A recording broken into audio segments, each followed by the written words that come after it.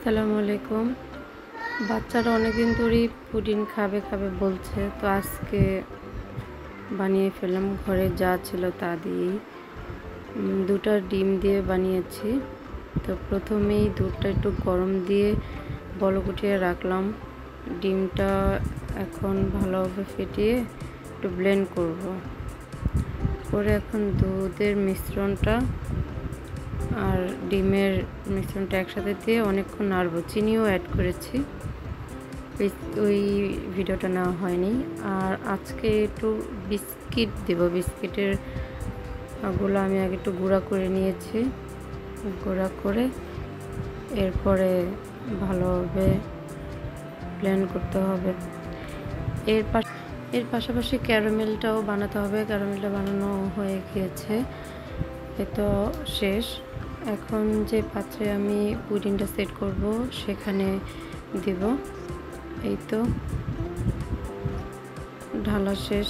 এখন এটাকে ঘুরিয়ে ঘুরিয়ে ভালোভাবে সেট করে নেবে। তো একটু ঠান্ডা করেছি, ঠান্ডা করে এখন যে মিশ্রণগুলি ছিল সব একসাথে দিয়ে দিলাম।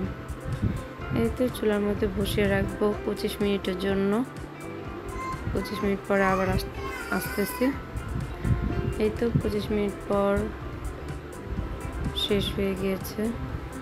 আলহামদুলিল্লাহ, দেখতে যেমন সুন্দর হয়েছে, খেতেও খুব মজা হয়েছে।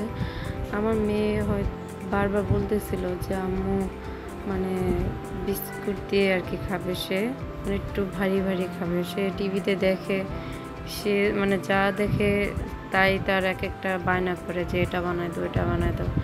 তো আমি যতটুকু পারি অতটুকু বানিয়ে দেই। অনেক সময় ভিডিও করতে মনেও থাকে না, এর জন্য করতেও পারি না। এই তো কেটে একটু খেয়ে দেখব। আলহামদুলিল্লাহ, অনেক মজা হয়েছে। যাই হোক, আমার বাচ্চা দুইজনই অনেক পছন্দ করেছে, এটাই অনেক। মূলত ওদের জন্যই বানিয়েছি। তো আপনারা যদি এটা বানাতে চান, দুটা ডিম হলেই হবে। আর এখানে আমি আধা কেজি দুধ পুরোপুরিও নিইনি, আধা কেজি একটু কম আছে দুধ, এটা দিয়ে বানিয়েছি। সকলে আমার চ্যানেলটাকে লাইক, শেয়ার, সাবস্ক্রাইব করে দিবেন। আর অবশ্যই আমার চ্যানেলের পাশে থাকবেন। আমার পরিবার এবং আমার বাচ্চাদের জন্য সকলে দোয়া করবেন।